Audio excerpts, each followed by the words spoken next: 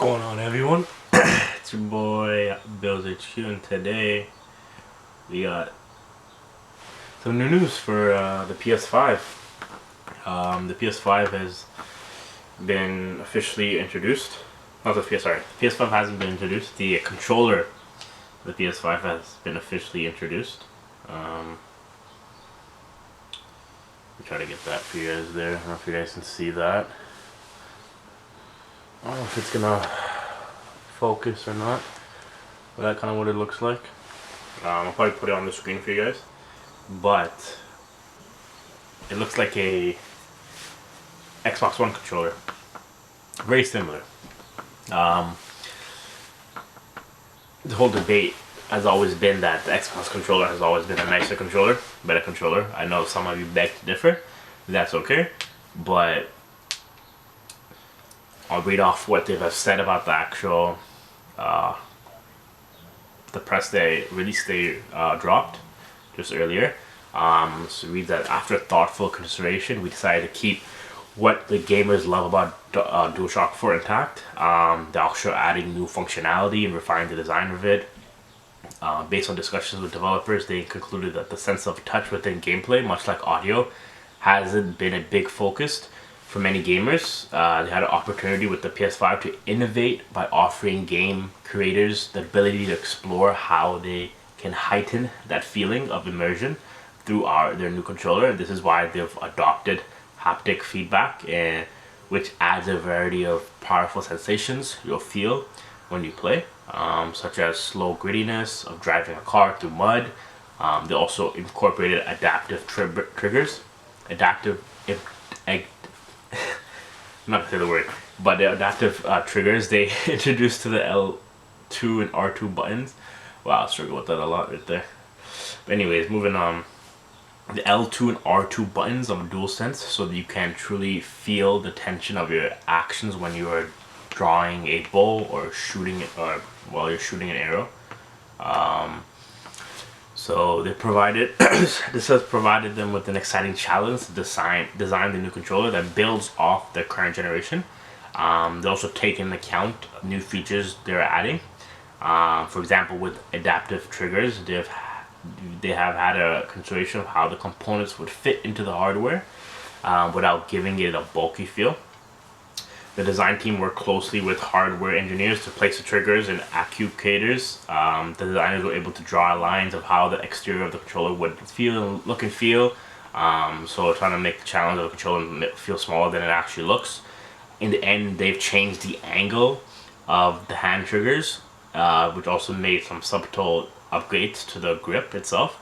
They also took thoughtful consideration into ways to maintain a strong battery life for that controller.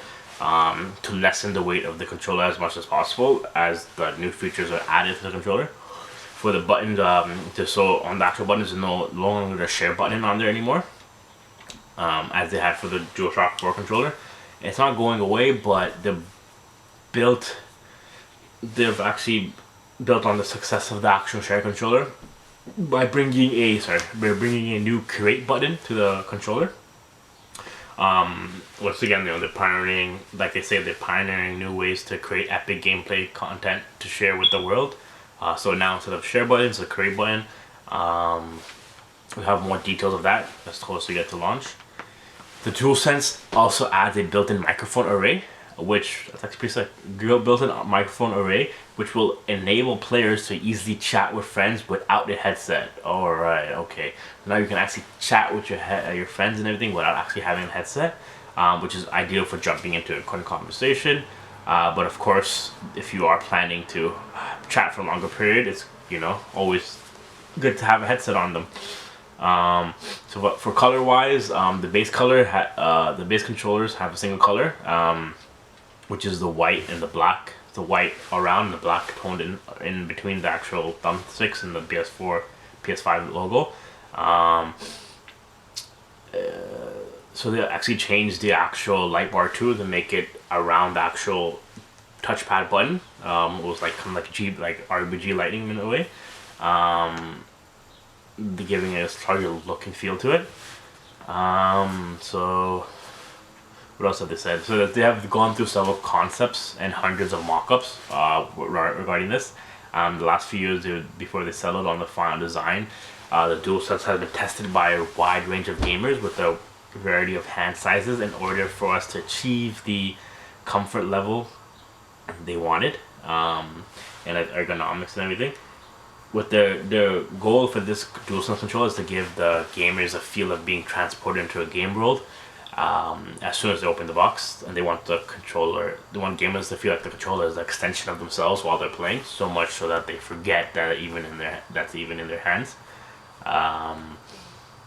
But yeah, the last thing is just a quotation by the president and CEO of Sony Interactive, Jim Ryan. He just wants to say DualSense marks a radical departure from the previous controller offerings and captures just how strongly they feel about making a generational leap with the PS5.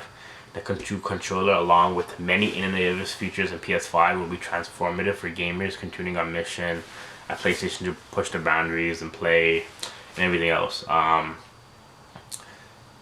It's said that they're still going with the launch of it 2020.